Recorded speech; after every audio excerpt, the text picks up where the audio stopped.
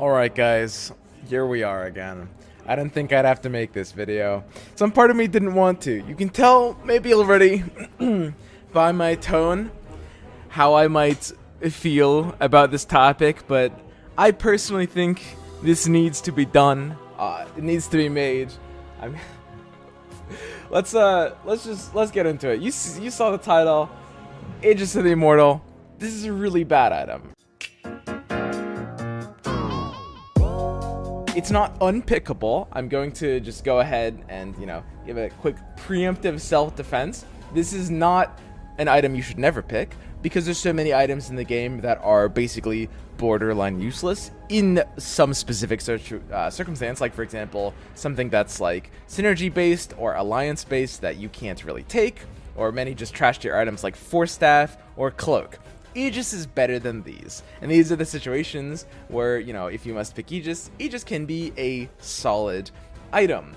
But from what I've seen, people coming into my Twitch chat, and even like some fairly high level players, really do like this item. I just want to go ahead and debunk this right now, really quickly, okay? I'm not going to spend too much time on this one. So Aegis is an item that, of course, when you would otherwise take fatal damage, take no damage and destroy Aegis. So the idea behind this item is it's a get out of jail free card for, fatal damage at the end of the game.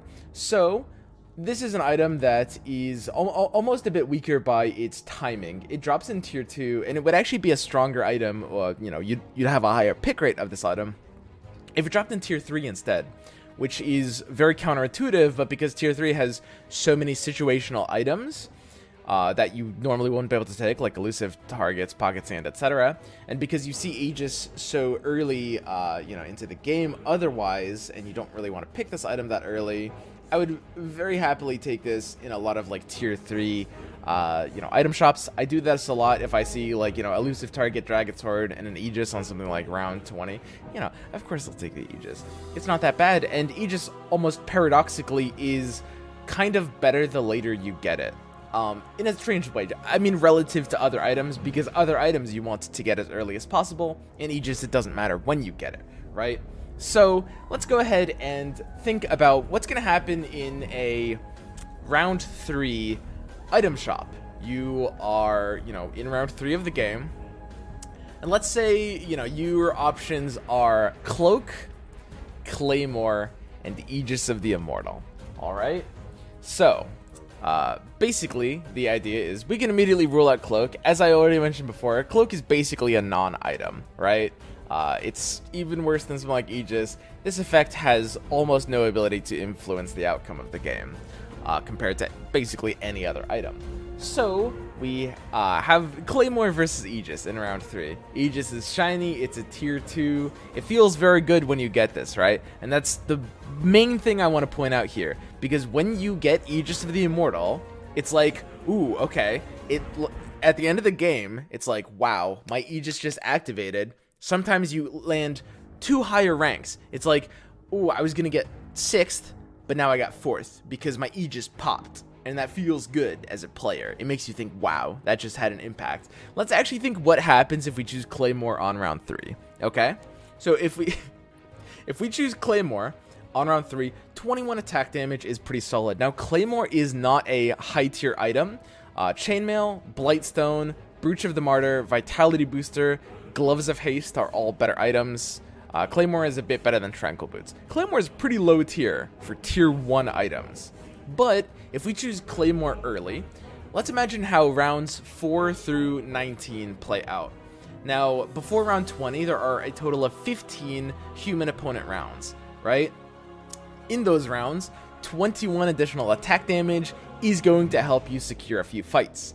You are going to be killing, one more opponent hero when you lose a fight on occasion, and you will be winning a couple of fights you would have otherwise lost with Claymore through those 15 human rounds before round 20 happens, right? Round 20 kind of marks the start of like the real, like, it's past the economy phase. The first like 20 rounds of Underlords is just like build pathing and economy, right? After round 20, that's kind of when the real like late game begins, and that's the idea where like people are losing health, some people are nobody's getting knocked out yet, but some people are under threat of getting eliminated, so the pressure is starting to happen. A couple of people might have legendaries in this meta, for example, something like that.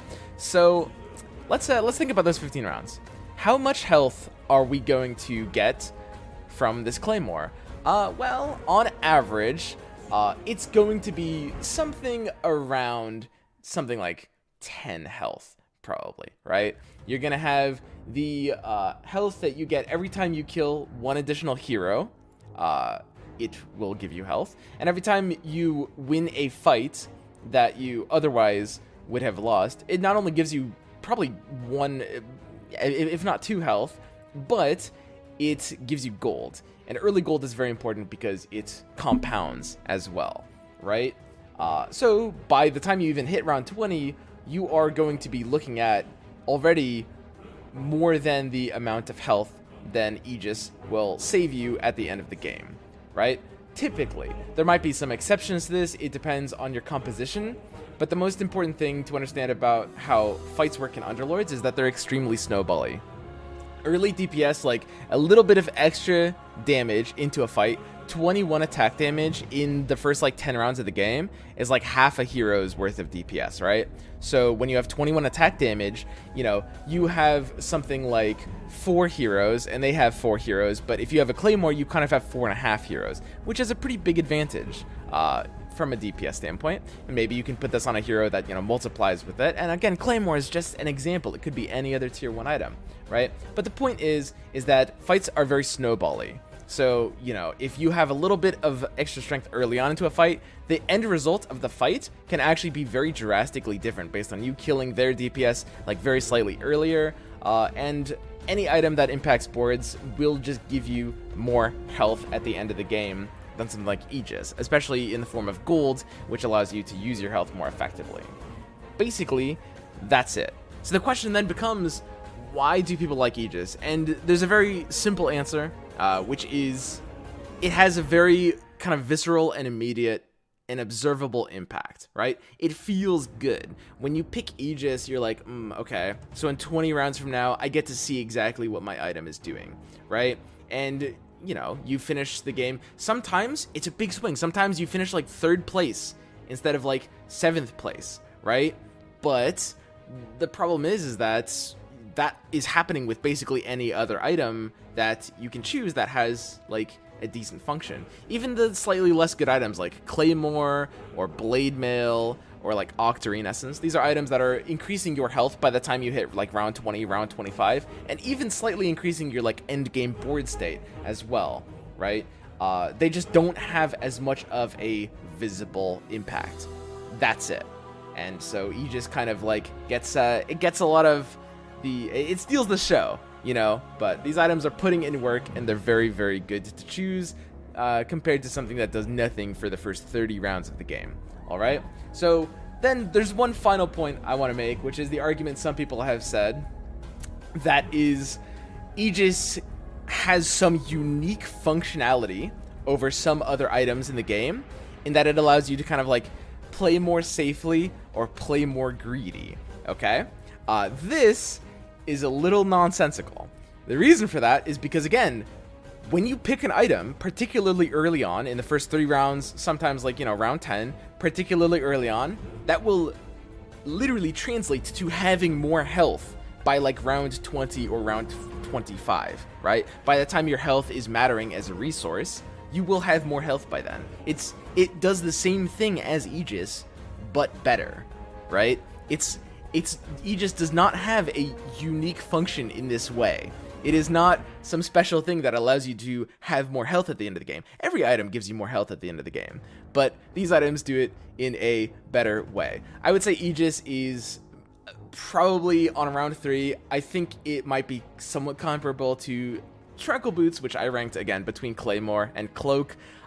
I'd have to actually like do some more thinking and testing about it. I could see an argument for Tranquil Boots being higher or Aegis being higher. I guess it's, like I said, it's fairly close. But the point is, I really wouldn't recommend taking this item if you have another choice. I think it is basically a noob trap that a lot of players fall prey to. But of course, when you do see that like rare pack on tier 3 where, you know, we've got the 4 staff to check the bodies and, oh look, the third item is a, you know, a tier 2 Aegis, I'm like, okay, sure, Aegis, it's not that terrible. It's around 20, could actually get me like a rank or 2 higher. I'd still have preferred it if it was like a Scotty or a Relic, something that did something, but, you know, hey, it's functional, you know, it does something. That's it. All right, that's my Aegis rant.